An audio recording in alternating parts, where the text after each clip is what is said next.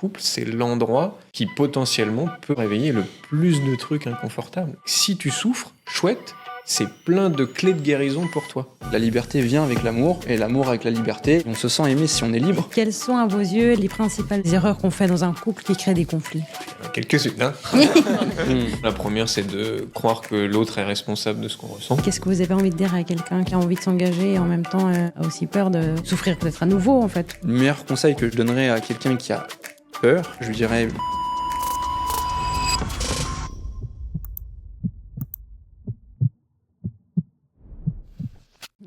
Ça mène un peu à ma prochaine question.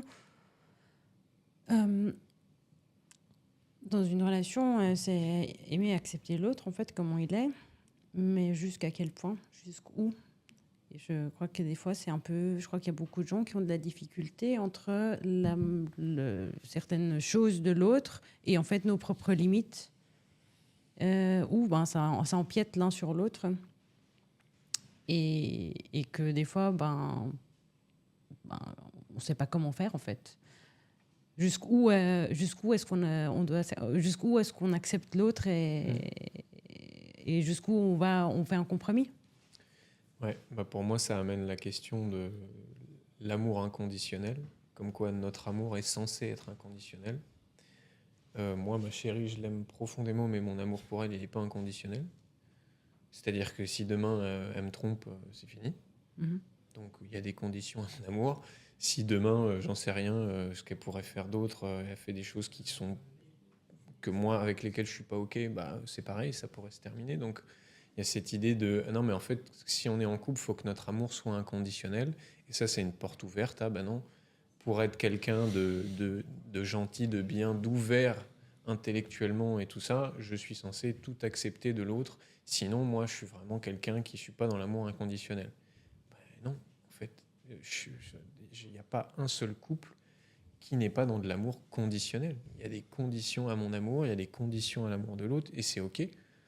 C'est OK, c'est posé dès le départ. Voilà, c'est quoi tes conditions, toi ? Moi, c'est que tu me sois fidèle, c'est que si, c'est que ça, et voilà.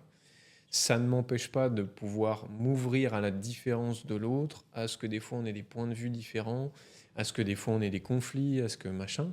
Mais c'est pas un truc open space, c'est je t'aime, peu importe ce que tu fais, vas-y, je t'aime. Moi, je sais que j'ai vécu ça, j'ai même vécu avec quelqu'un qui était comme ça, c'est horrible. C'est horrible. Ouais. De vivre avec quelqu'un qui dit vas-y, tu peux être tout, je t'aimerai quand même, c'est horrible. Moi, j'avais besoin d'avoir quelqu'un, non pas qui me le disait, mais où je sentais que si je déconne, ça le fait pas. Est-ce que c'est pas parce que du coup ça te renvoie aussi que l'autre ne s'aime pas ou se respecte pas ? S'il pose pas un certain cadre, une certaine limite, donc ça te... Mais tu vois, là on arrive sur le deuxième sujet que tu apportes quand tu dis on peut se poser la question jusqu'où j'accepte ou j'accepte pas. Mm-hmm. Mais est-ce que tu vois que cette question, elle est basée sur un désamour de soi profond qui est, en fait, je me demande à l'extérieur où est la limite, alors qu'en fait, il n'y a pas la limite, il y a ma limite. Il n'y a pas jusqu'où une règle pour tout le monde de jusqu'où ça peut aller. Mm-hmm. Ça n'existe pas. À partir du moment où on se pose cette question-là, c'est qu'on est en train de dire, alors, on cherche une maîtresse d'école, tu peux me dire, alors ça je peux tolérer, je peux pas tolérer. Et en fait, on nie ce que nous, ce à quoi on est OK ou pas, et ça va être différent pour chacun. Théo, il va tolérer des choses dans son couple que moi, je tolère pas, et vice-versa. Et c'est ça, la question, c'est moi, est-ce que j'ai envie de tolérer ça ou pas ? Mm-hmm. Et c'est clair qu'il y a plein de personnes qui sont dans ce faux truc d'amour inconditionnel, mais en vrai, c'est pas pour être gentil, c'est pas pour... parce que souvent, elles ont le brawl, ces personnes-là, en mode, mais moi, quand j'aime, je donne tout, et Non, c'est pas ça. C'est en fait, j'ai peur de poser mes limites. En fait, on en revient au même truc. Dans le fond, il y a de la peur. Ouais. Il y a de la peur. Moi, j'ai envie de prendre un exemple. Un exemple qui est un petit peu... On peut penser que c'est un petit peu bizarre, mais pour moi, il y a du sens. Je pense que je vais expliquer pourquoi. C'est l'euthanasie. Allez, un sujet rigolo. J'adore. C'est parti, vous êtes prêts ? L'amour dans le couple. Je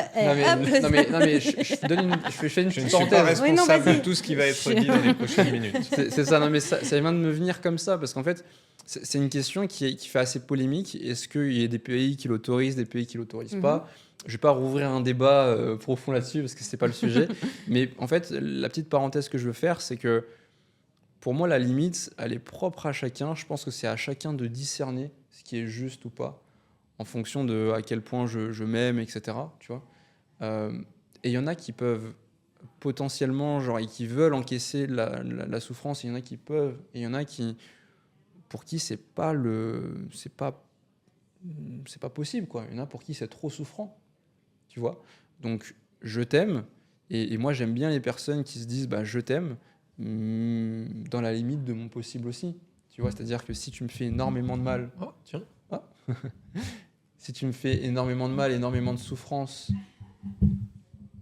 Oui. si tu me fais énormément mal, si je souffre énormément, etc., bah, c'est clair que notre relation va s'épuiser. Tu vois. Il y a quelque chose qui va se ternir et potentiellement qu'il y a quelque chose qui peut s'arrêter. Et c'est bien d'en avoir conscience. Tu vois. Il y a une phrase, mais qui vient pas de moi, mais c'est du président Nicolas Sarkozy, qui disait que pour lui, le couple, il dure.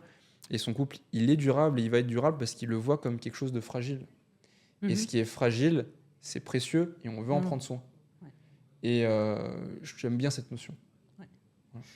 Et, A réussi à nous citer Sarkozy et l'euthanasie en 2 minutes, on est pas mal. je me suis fait la même On est On pas va faire mal. des likes Non, avec mais ça. c'est les joies de mon esprit. Il y a des connexions qui se font. Et alors la Palestine, Théo, qu'est-ce que... Et bah justement. Donc, pour rebondir, donc quelqu'un qui aime, qui veut aimer inconditionnellement, ou qui aime inconditionnellement dans un moment où il est amoureux de son partenaire, ne s'aime pas assez.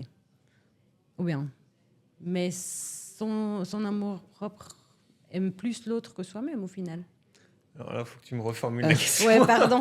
Mais j'ai perdu le fil là- avec notre... Parce que là... En fait, je voulais vous demander quel est le conseil que vous donneriez à quelqu'un qui, justement, se met dans le mode où il dit, mais quand je suis en couple, moi, j'aime inconditionnellement. Ouais. Bah pour Et en moi, fait, oui. ouais. Achète un chat. Ça y est, c'est clair. Voilà. Pour moi, c'est arrête de te faire croire que t'aimes inconditionnellement Mhm.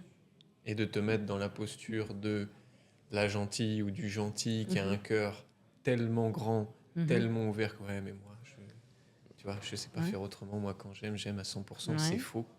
Le vrai truc, c'est encore une fois ce qu'on a dit tout à l'heure, c'est j'ai peur de mettre mes limites, j'ai peur d'être prise pour quelqu'un qui est chiant ou qui est chiante, j'ai peur que l'autre me juge de ci ou de ça. Ça, c'est le vrai truc qui t'empêche d'être heureux. C'est pas que t'es tellement bienveillant ou quoi que machin. C'est, non, en vrai, j'ai qu'une envie, c'est de dire à l'autre, là, tu me fais chier avec ton truc, mais j'ai peur que si je lui dis ça, il me quitte, par exemple. D'accord. Et souvent, c'est ça qui se passe au fond, mais on veut pas se l'avouer, on préfère être dans le personnage de moi, je suis le bon samaritain qui aime trop l'autre. Ouais. En fait, on parle pas du tout de l'autre, on en a rien à faire dans ce moment-là de l'autre. On n'est que en train de parler de soi. En fait, c'est un truc complètement, ce faux amour inconditionnel, c'est un truc complètement égocentrique. Okay. C'est un truc complètement centré sur nous et sur nos peurs. C'est j'ai tellement peur que tu m'abandonnes que je vais pas oser poser mes limites, par exemple. Et que donc, ça demande déjà de voir cette peur-là, de reconnaître que c'est ça qui me bloque, et ensuite d'y aller avec sa peur. Peut-être même, comme disait Théo tout à l'heure, de verbaliser ça. Bah écoute, en fait, moi je t'avoue que dans notre couple, j'ai hyper peur de dire des trucs, j'ai hyper peur de te dire que ça, c'est pas OK pour moi, si, ça. Et là, ça peut amener quelque chose. Ouais. Tu vois.